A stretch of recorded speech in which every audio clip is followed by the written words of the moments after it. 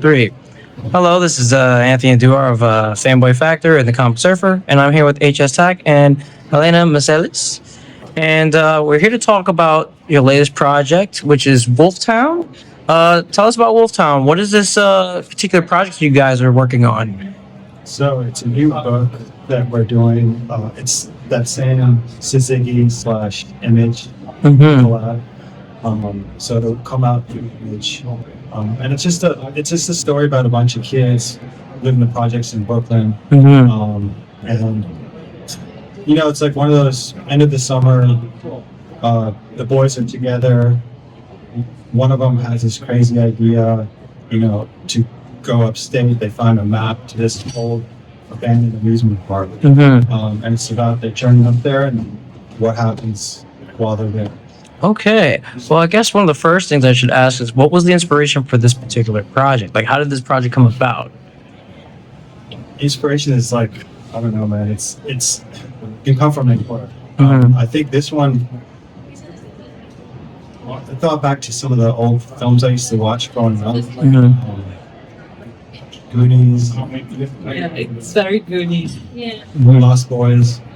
Nice. But, something that's a little, kids and then scary happens. And they have to go. It's almost like a rite of passage for teenagers, right? They break away from their parents for a bit, and something happens. And they have to make it through. Okay, interesting. And I would say, usually you deal with historical fiction from time to time. So, are those still influential elements within this particular series? There's always, me, man. I have to get some history in there. So Can't go wrong with that. definitely is a little bit. There's like a flashback that goes through what happens with the antagonist to the story. So there will be some historical fiction. It'll be cool because Helena is going to be basically doing a very cinema verite, like modern urban tale. There's going to be splashes of, what is it, like 1700s? Yeah, 1600s, yeah. 1600s. Nice. So it'll be really interesting, and she does an amazing job to juxtapose both those time periods and make it flow like seamlessly. See, now this is interesting because, obviously when it comes to creative teams, it takes a while to find the right kind of, duo, right, to bring a project together. So how did you guys come together on this project? Just like the best love stories on the internet. That's great. I mean, was it like one reached out to the other, or was one recommended? I saw her work on deep cuts, which is we should go check that out.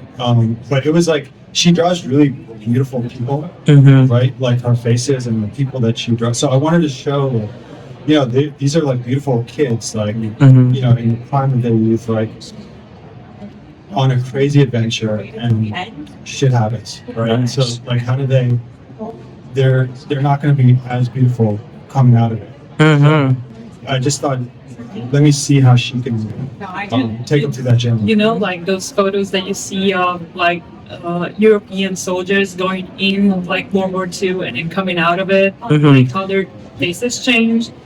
I think it's something like that. When something traumatic happens, you go through a whole lot of, change both inside and outside. I mean, Helena, since, you're the illustrator of the series, like, what were some of the things that attracted you to drawing some of the stuff in this book?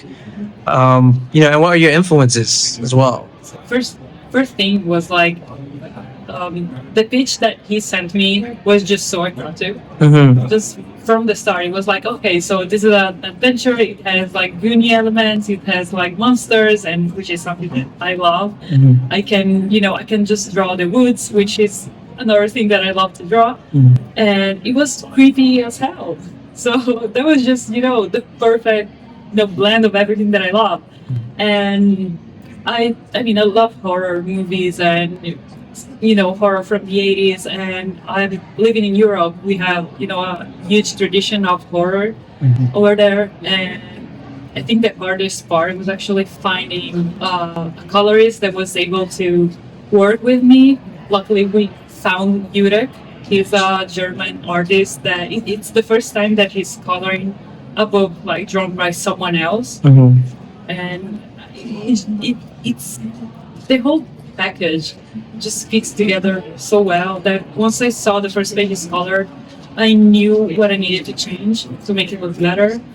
And now I think it just flows, by itself. I just love It's it. crazy because the kids start out like we start out in Brooklyn, Mhm. and these are kids presumably have never been outside of New York, right? And then all of a sudden they're thrust like, hey, let's go to this abandoned park, Mhm. right? Little do they know the park's fucking haunted, right? So that There is like one line on issue one in which one of the kids says, yeah, we have to go up north, and the other one says like, what, to over the bridge, yeah, to the Bronx. What is it? No, no, no, north.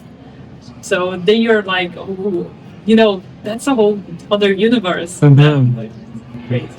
So I guess when it comes to the creative process of working together on the book, both in writing, scripting, and illustrating and coloring, like how do you guys uh, work through that collaborative process? Were there ever any moments of trying to figure out like how to depict certain scenes, drafting, all that kind of stuff? Like how was that process like?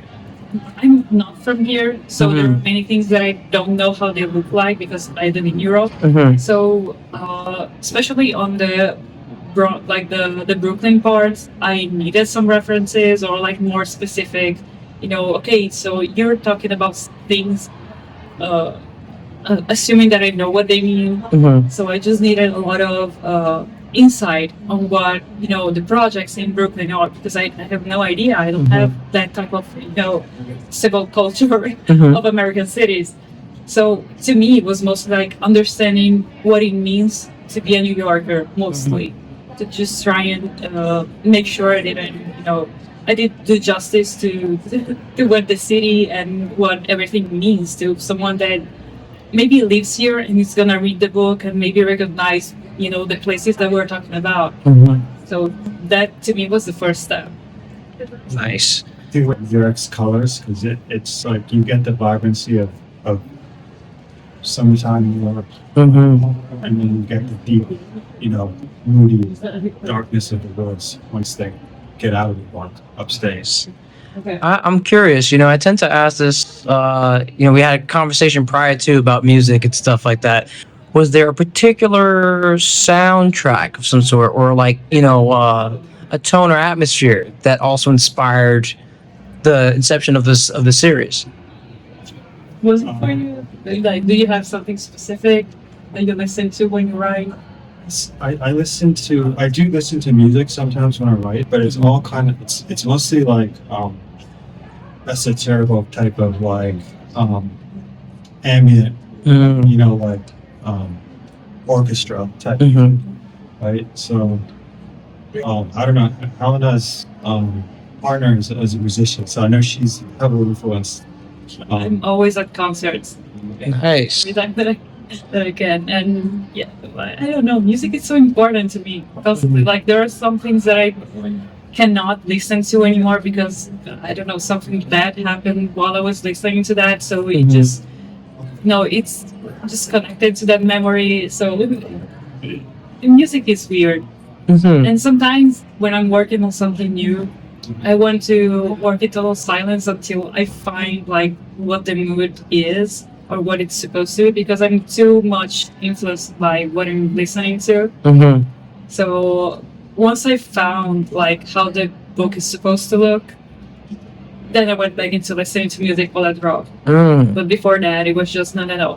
Either podcast or white noise, like the rain or whales It shouting on me. it sounds in a way like it correlates with the characters within the book in terms of like coming of age, what once was a thing that one would enjoy when they were younger, and then as certain situations occur in their lives, kind of shift their perspective and change the way they now look at a thing that they once kind of enjoyed in that fashion. So that's actually interesting seeing or hearing that kind of correlation with that.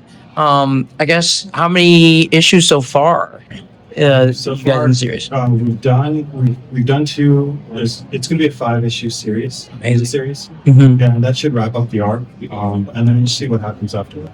All right, cool. And is there any of the projects that you guys have in the works down the line that you guys are both going to work on too?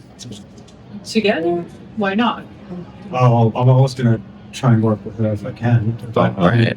I do have other books out. I think Helena's working on other books too. But right now we're just trying to get this thing ready for 2025. Nice. Well, you've heard it here, folks.